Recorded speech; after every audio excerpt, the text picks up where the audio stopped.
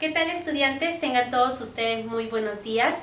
En esta oportunidad, chicos de tercer año de secundaria, te comento, ya hemos terminado el tema que hemos visto en este mes de junio. Si bien es cierto, hemos visto un tema porque hemos tenido dos clases, donde la primera hicimos la parte teórica de lo que respecta a análisis vectorial y la segunda clase hicimos la parte práctica, donde nos dedicamos a resolver puros ejercicios de análisis vectorial. Entonces, mejor para ti porque en realidad no vas a tener muchos temas que estudiar para este examen mensual que ya está muy cerca. Es por ello que el día de hoy te he preparado una serie de 10 ejercicios de las fijas que te pueden venir el día de tu examen. Entonces lo que vamos a hacer hoy básicamente solo es recordar lo que hemos hecho las dos clases anteriores. En este caso habíamos visto análisis vectorial, vimos que era muy importante este tema porque nos ayudaba a estudiar las magnitudes vectoriales que vimos en el tema de magnitudes. Vimos qué cosa era un vector, sabemos que un vector es un segmento de recta orientado, puede ser una definición geométrica, también es un ente matemático que presenta módulo, que presenta dirección. Recordemos que el módulo de un vector es el tamaño que tiene el vector y la dirección es el ángulo de inclinación del vector con el eje positivo de las abscisas o el eje positivo de las X. Vimos también la clasificación de vectores en vectores colineales que se encuentran en una misma línea de acción. Habíamos visto vectores paralelos, también habíamos visto los vectores coplanares que se encuentran en un mismo plano y los vectores opuestos también, ¿no? Cuyos sentidos son opuestos. Aparte de ello, vimos operaciones con vectores, donde trabajamos la adición de vectores. También la sustracción lo podíamos expresar a manera de adición, invirtiendo el sentido del vector, ¿no? Si en este caso era A, lo invertimos, ahora será menos A.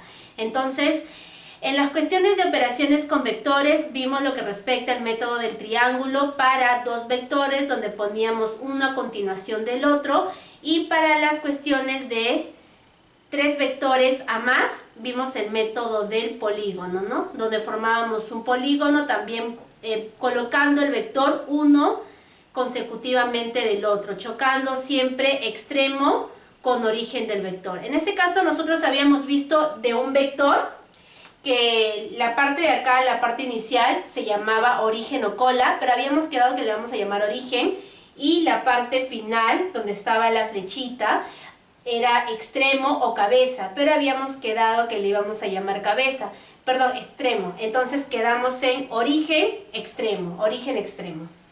Listo. Haciendo ese resumen de todo lo que representa vectores, veamos la pregunta número 1. ¿Qué es un vector? En tu examen te puede venir ¿qué cosa es un vector? Entonces, marque la alternativa correcta, una serie de 5 alternativas. Veamos. Alternativa A. Ente matemático, sí, que posee solo, esta palabrita solo, ya malogró todo, que posee solo módulo. Entonces esto es falso, esta no es, porque no solamente tiene módulo. B. Segmento de recta que no presenta una orientación definida. No, porque geométricamente lo habíamos llamado como segmento de recta orientado. Entonces esto no es, porque acá dice que no presenta orientación. En la letra C, segmento de recta que presenta solo una dirección. ¿Será así? Segmento de recta que presenta una dirección. Nada. En la letra D, ente matemático que posee módulo y dirección. Ah, ya. Posee módulo y también posee dirección. Esta de acá no, porque me dice solo. Acá sí. Tú sabes que un vector es un ente matemático que posee módulo y que posee dirección. Por lo pronto esta sí es. Veamos la E. Conjunto de rectas de infinitos puntos. Entonces, nada que ver, ¿no? Es otra cosa. Entonces vendría a ser la letra D. La vamos a marcar. La podemos marcar con un aspa, con un cheque en el caso de Classroom. Listo. Número 2. Me dice B con una flechita arriba y B entre barritas también con una flechita arriba. ¿Qué representa respectivamente? Ojo que la palabrita respectivamente quiere decir que en la parte de acá voy a poner lo que significa y en la parte de acá voy a poner lo que significa este. Yo te puedo poner así en el examen o te puedo poner marca la alternativa correcta, pero siempre tienes que ver el orden. En este caso, ¿esto qué me representará? Esto me representará el vector B. Y esto de acá, ¿qué me representará? El módulo del vector B. Siempre está entre barritas, ¿verdad? Algunos lo ponían entre 2 barritas o simplemente B, sin flechita ni nada. Había 3 maneras de representar al módulo del vector B. Vector B. Listo. Número 3.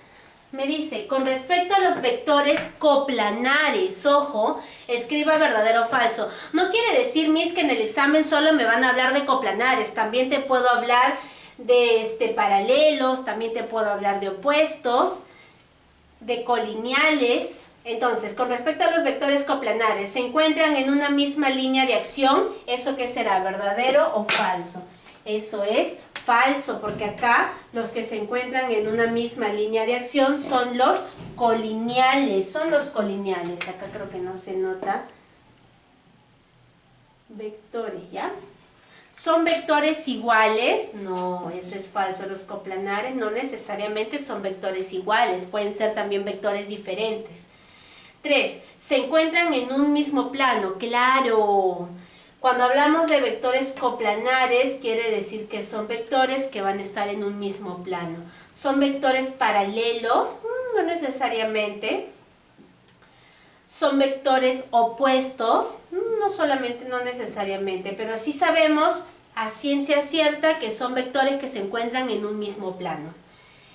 En los siguientes casos, ahora viene ya la parte más práctica, ¿no? Hasta ahí la parte teórica, recordemos que puede venirte cosas como esa. En la parte práctica me dice, halla el vector resultante. Entonces acá tenemos 2 métodos para hallar el vector resultante, o el método del triángulo o el método del polígono. Entonces, en este caso, siempre yo te había explicado que para comenzar tengo que poner quiénes son los vectores que me representan a la resultante. Entonces, el vector resultante va a ser igual al vector A más el vector B y más el vector C. Listo. Ese es el vector resultante. Ya. Entonces, ahora lo que sigue después de hacer esto viene que tenemos que observar los vectores. Mira, el vector A, el extremo del vector A coincide con el origen del vector B. Vector A, vector B, y este tercer vector que vendría a ser el vector resultante, por así decirlo. ¿Por qué? Porque coincide su origen con el origen del primer vector y el extremo con el extremo del último vector. Entonces este se considera como el vector resultante del vector A más el vector B. Entonces tengo que el vector A más el vector B me va a dar el vector C. Y acá vuelvo a bajar el vector C. La suma entre estos vectores se puede dar vector C más vector C. Por lo tanto, el vector resultante va a ser igual a 2 veces el vector C. Sencillísimo nada más. En la número 5 tenemos lo siguiente. Me dice, antes de yo poder observar esta figura, lo primero que debo poner es el vector resultante. Va a ser igual al vector A más vector B más vector C más vector D más vector E y más vector F. Una vez que he hecho eso, que vendría a ser mi restricción, mi condición para poder hallar el vector resultante, ahí sí me voy a observar el gráfico. ¿Qué tengo por acá? A ver, tengo que el vector A más el vector B, mira, coincide. Siempre tienes que ver que los vectores consecutivos, para que yo los pueda sumar, tiene que coincidir extremo de un vector con origen del siguiente vector. Vector A, vector B, vector C y el vector D. Mira, esto me está formando un polígono cerrado. Me está formando un polígono cerrado. ¿Te acuerdas qué pasaba con los polígonos cerrados? Lo voy a poner por acá. el vector A más el vector B más el vector C más el vector D me daba el vector 0. Me daba el vector 0, ¿por qué? Porque es un polígono cerrado. Polígono cerrado. Ya que para que sea este vector D, la resultante de A más B más C, tendría que coincidir el origen con el origen del primer vector y el extremo con el extremo de este último vector, o sea, tendría que estar invertido. Pero como no está invertido, entonces todas las flechas son consecutivas, por lo tanto decimos que es un polígono cerrado y su resultante es 0. Entonces todo esto de acá, A más B más C más D, tiene como resultante al vector 0. Ahora viene lo siguiente, ¿cuánto vale el vector E más el vector F? Vamos a observarlo por acá.